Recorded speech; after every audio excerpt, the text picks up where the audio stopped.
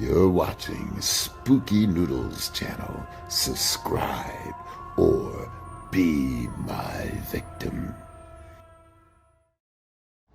Hello guys, what is up? It is your boy Spooky Noodles. I am back with another book mail video. Yeah, I have a lot to talk about today, so it's not only book mail, but we will talk about where I've been, what I've been doing, and what's been taking so long for a video and a review and yada yada yada. But first, let's talk about the books that I got in the mail. So, without further ado, well, there hasn't really been any ado, but you know what I mean. We're just gonna hop into it. And the first book I got in the mail, not too long ago actually, was this book that said it was in great condition, but well, it's not in the best condition. Like, it said very good quality or condition or whatever. And this does not look like it's in great condition, but it's still in good, fairly good condition. It has stickers, it has a tear on the back cover, and the spine's pretty creased up, but it's not like too bad. It's not like bent in or anything. It's just, it's just not in the same condition I'd consider very good. But without further ado, it's Rick Catala's The Mountain King. Now, you saw me get this book, the hardcover signed edition, a few days ago, and I just realized my fingernails are super dirty. I've been working on moving stuff, and I moved a bunch of plants, and that's why I got dirt under my nails, so I apologize for the yucky nails. But anyways, Rick Catala's The Mountain King. I got the hardcover signed edition, the Cemetery Dance edition, I believe, not too long ago, maybe over a week ago. It's been like a week since I've been on here, so I'd have to actually go and see how long I've actually been gone, you know. But like, it's been more than a week, I think I've been gone from YouTube. But yeah, I've been doing a lot of stuff. But anyways, this is The Mountain King by Rick Catala. This is a Bigfoot story, and as you guys know, I am infatuated with cryptids at the moment. Even my publishing company is doing an anthology about cryptids, and I'm super stoked to start reading stories for that. I'm also stoked to start reading The Hunger of Old Stars. That's a cosmic horror anthology that we're producing. We have a book trailer for the cryptid anthology that's soon to hit the airwaves, or YouTube, if you will. And I'm super stoked about it, but I'm starting to talk about all the other stuff before I even talk about the synopsis for this book. So let's just read the synopsis and then we'll continue. So here we go. The mountain stood proud and alone, shrouded in mist and snow, and surrounded by legends and fear. Some said a demon resided on the rocky slopes, an unholy thing that periodically emerged from the mist to claim a life. Mark Newman had hiked the trails to the mountain's peak many times. He'd heard the tales, but he didn't believe them. Mark learned to believe the tales on the terrible day his friend disappeared in a sudden blinding snowstorm while the two of them were on the mountain. On that day, Mark witnessed something he knew couldn't be real, something hideous lurking in the summit, something that would kill again and again.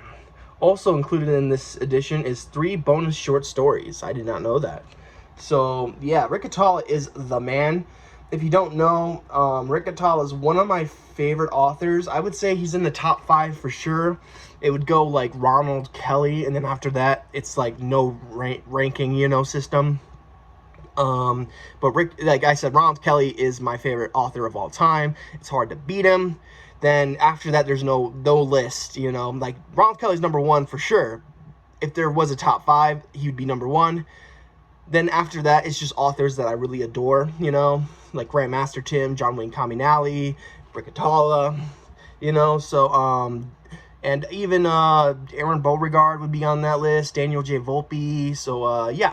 But anyways, this sounds like a really good story, and Rick Catala always delivers that I know so far. I've only read 1 book by him, but he delivered big time in that book, and that was Unsigahunk, or Little Brothers, and that book was phenomenal. You have to read that book.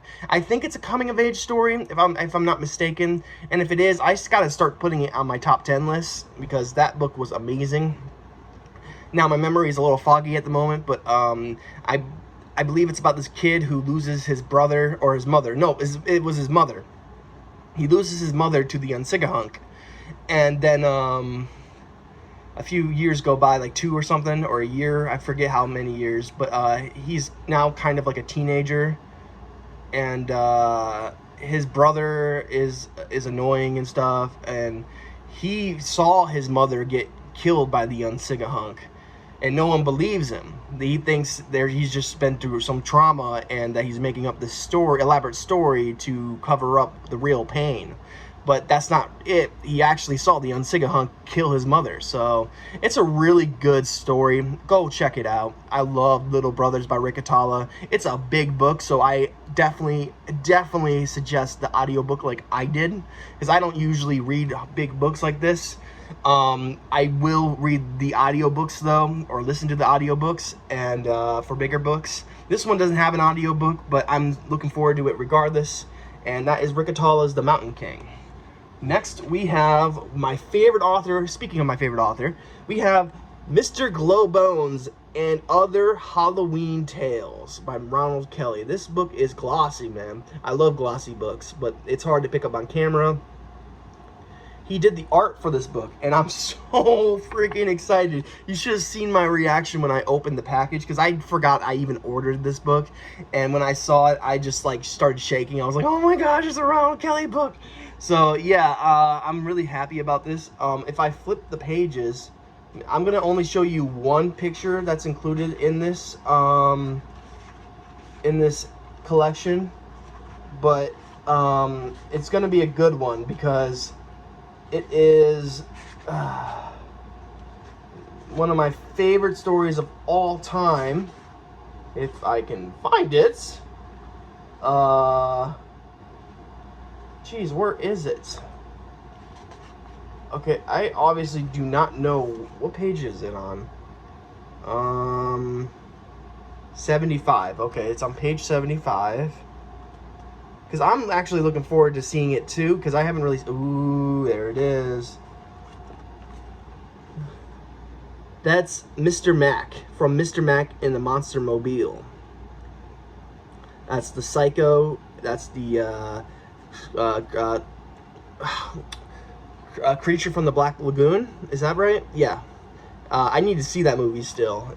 Obviously it is inspired Ronald Kelly to write, so I gotta look up some more stuff about that. But anyways, Mr. Glowbones and Other Halloween Tales was my, I think, second book that I read by Ronald Kelly, and I don't regret it because this book is amazing.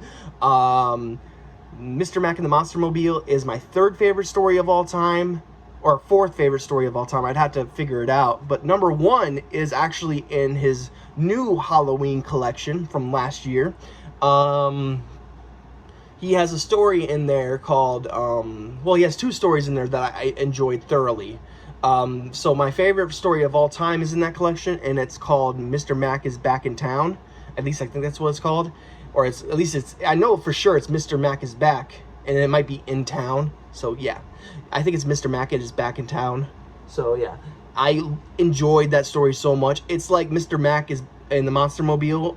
It's the same story, but it adds on to it. So yeah, that story is my favorite story of all, short story of all time. And then my second favorite short story of all time is also in that collection, and it's called Pretty Little Lanterns. Those two short stories were phenomenal, and I just, Ronald Kelly shocks me how awesome his writing is. He's just one of those authors that I don't think I'm gonna hate anything that he writes. You know what I'm saying? I liked everything I've read by him so far. It's been easy to like Ronald Kelly. And then he doesn't do anything like silly like a lot of authors do. You know, like he's not like doing like things that would upset you, you know. I mean, some people have been upset with his writing when he like sometimes occasionally kills an animal, and I don't understand that because he's not actually killing an animal, but you know, he incites that feeling and emotion in people, and I don't know. His writing is phenomenal. I love it so much. And yeah, this one is signed actually. I got this cool bookmark signed by him, and it has all of his stuff he's written. And I see new items on this list, so that's pretty cool. So I'm gonna keep that bookmark for sure. And then on the inside here, like I said, it was signed, and he always does illustrations. It says, I haven't even read what it says so far, but it says, "To Nick, hope you have a happy and horrifying Halloween." And this is Ronald Kelly, 10/7/21. It is. I am so freaking excited for this, guys. I've always wondered why he never released this in paperback, and then he does. He releases it in paperback and with illustrations. So, yeah, go buy this book. It's so good. It has so many good stories. Like Mr. Glowbones is another good short story. Billy's Mask is short but good. Pins and Needles is pretty extreme, actually. I'm not remembering the Black Harvest, so I'll have to reread that. Pillingrid's Pit was pretty good.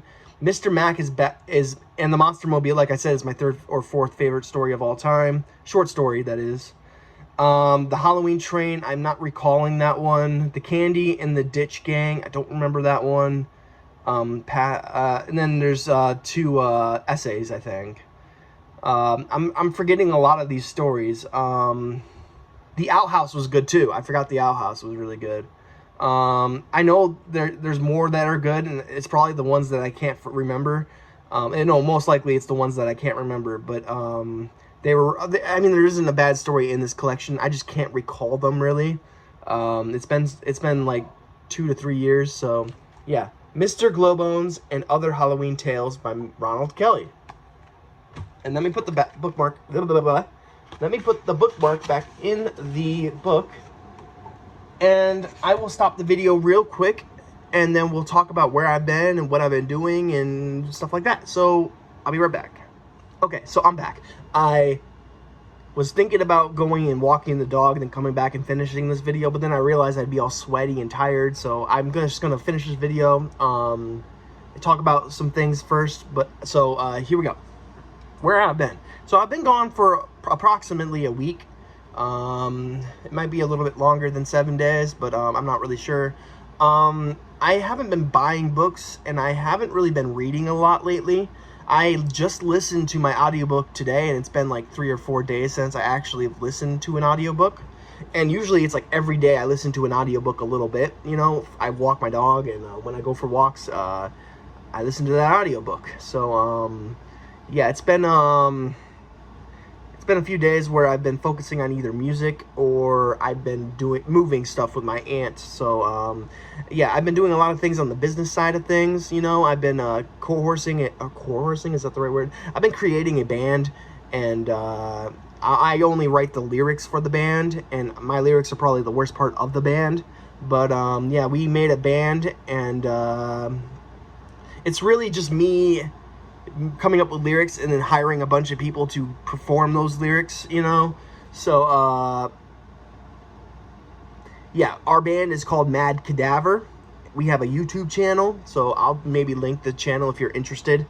And yeah, I'm super excited to tell you about that, because Mad Cadaver, we so far only have one song out, and it's a Twilight Zone theme rendition.